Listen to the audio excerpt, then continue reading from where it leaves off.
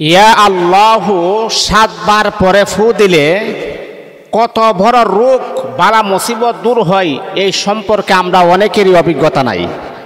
আপনি কি জানেন আল্লাহ পাক রব্বুল আলামিনের একটা নাম হচ্ছে আল্লাহ, যেই নামটা বহত্ত মহত্ব, যে নামটার বহিঃপ্রকাশ সারা পৃথিবীতে ছড়িয়ে ছিটিয়ে আছে।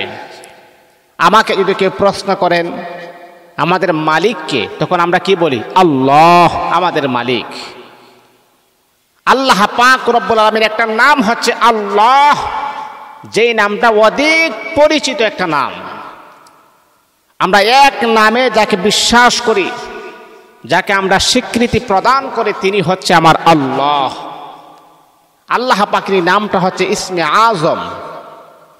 আল্লাহ পাকের নামটা যদি আপনি ইয়া আল্লাহ দরদ মাখা কণ্ঠে মনে বড় আশা নিয়ে আল্লাহ পাকের কাছে যদি এই নামটা ব্যক্ত করেন, কারণ আল্লাহ পাকের নামগুলা যখন আপনি পড়বেন আপনার অন্তরের ভিতরে একটা দরদে কাজ করতে হবে।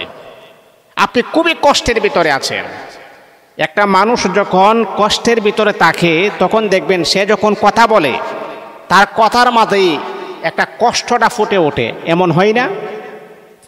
ঠিক তদ্রূপভাবে আপনার সমস্ত অভিযোগগুলা আল্লাহ পাক রব্বুল আলামিনের কাছে আপনি ব্যক্ত করবেন। অবশ্যই অবশ্যই আপনি আল্লাহকে শোনাবেন, আল্লাহকে বলবেন, আল্লাহকে ডাকবেন।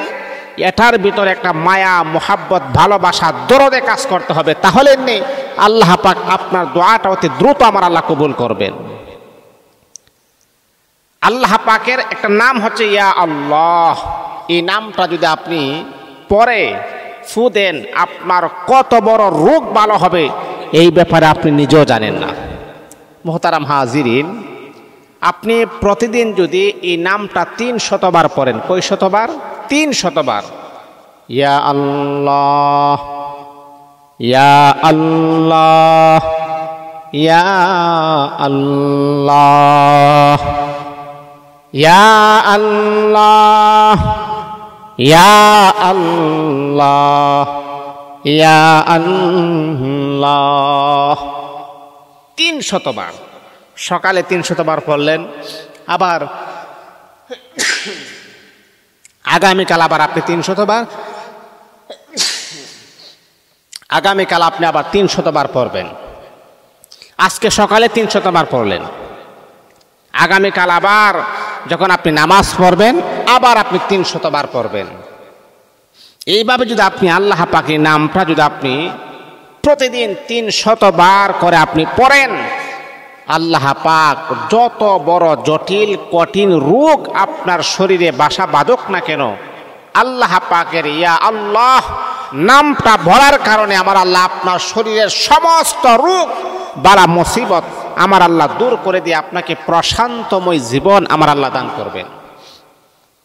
যেই জীবনে কোনো টেনশন নাই, ডিপ্রেশন নাই, হয়রানি নাই, পেরেশানি নাই, দুশ্চিন্তা নাই, এমন একটা জীবন আমার আল্লাহ দান করবেন।